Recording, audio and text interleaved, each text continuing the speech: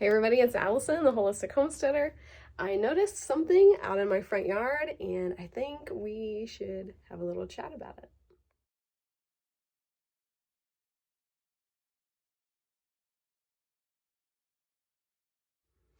Alright, so a few weeks ago I posted a video about colt's foot. And if you remember, I said that it is commonly confused for dandelion. Well, I'm going to show you something. Let me turn my camera around. So the dandelions are upon us officially. We mowed our yard for the first time this past weekend. And hi, Bear. Got Bear over up there.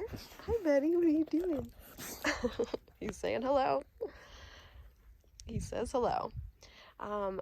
But after I mowed, I noticed these dandelions kind of exploded in the front yard.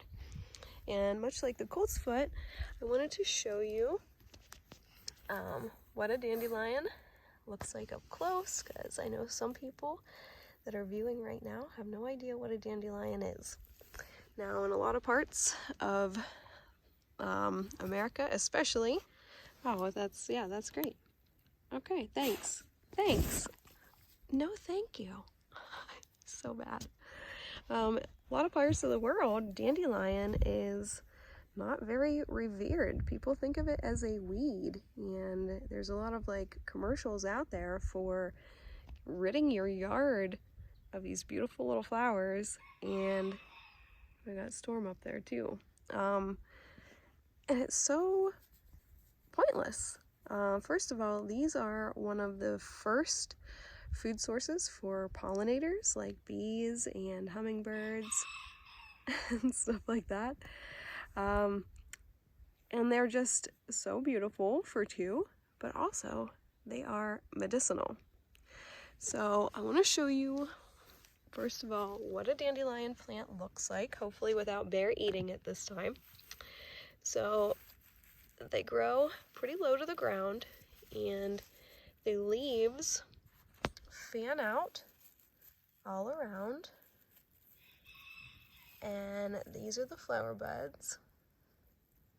They start really tight and green. They're about the size of my pinky fingernail. And then once they bloom with this really pretty yellow head. When you pick them, the stems have a milky white substance that comes out of the stem. But you guys can actually, these flowers are edible, and also the leaves are edible. And people eat these just for deliciousness. They're a very bitter type of leaf and flower, so I will warn you of that. But that has a lot of really great digestive function for you. Anything bitter is great for digestion and great for liver support. So there are people who will eat these leaves, pick them in a clean spot. I would never eat these dandelions that are out here in the front yard, because that guy right there likes to go to the bathroom out here. So that's a hard no from me. But I could source these somewhere he can't get you, and I'd feel a lot better about it. But you pick the healthiest looking leaves. You make sure to wash them really well. You can toss these in a salad and just eat them as they are. Or you can cook them. I have a friend whose mom makes a dandelion gravy. I don't really know anything about a dandelion gravy, but that's what she does with it. But yeah, I wanted to show you exactly what they look like, and that way you guys know how to forage for them on your own. And you can go back and look at that other video of the colt's foot, and you can tell that these, yeah, they're closely related, but they are not at all similar. So I'm going to compile some information on the dandelion plant itself. That way I can give you all of the good medicinal facts about it and why you shouldn't be spraying this with Roundup.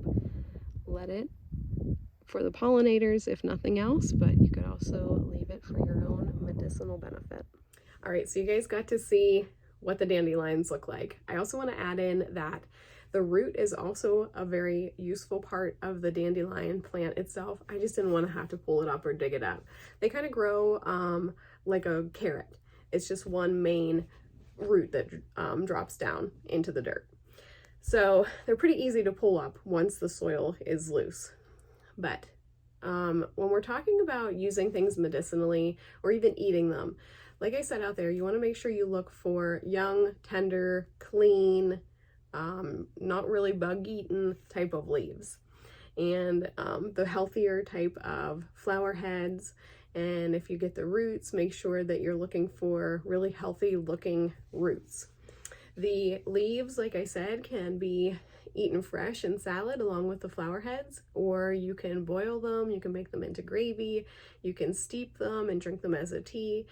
With the root, you can dry it and roast it and use that as a coffee substitute, or you can use the root fresh and you can steep it in water and use that as a tea as well.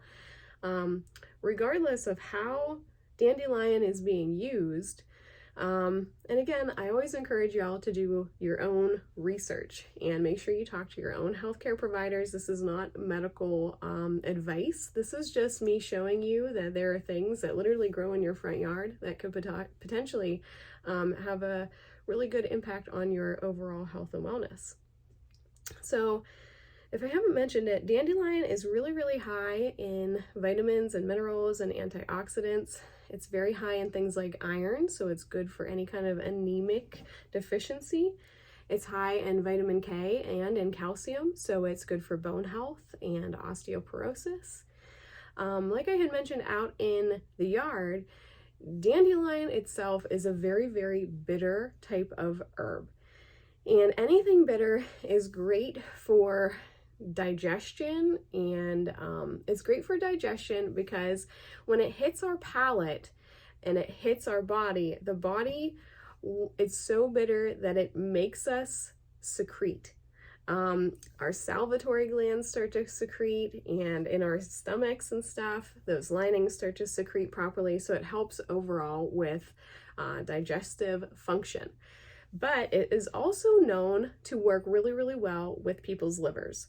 You can do a liver cleanse using dandelion root. It can help with a fatty liver. It helps heal the liver with if you've had cirrhosis, or if you are a drinker in general, dandelion is something that's good to help balance the health and wellness of your liver.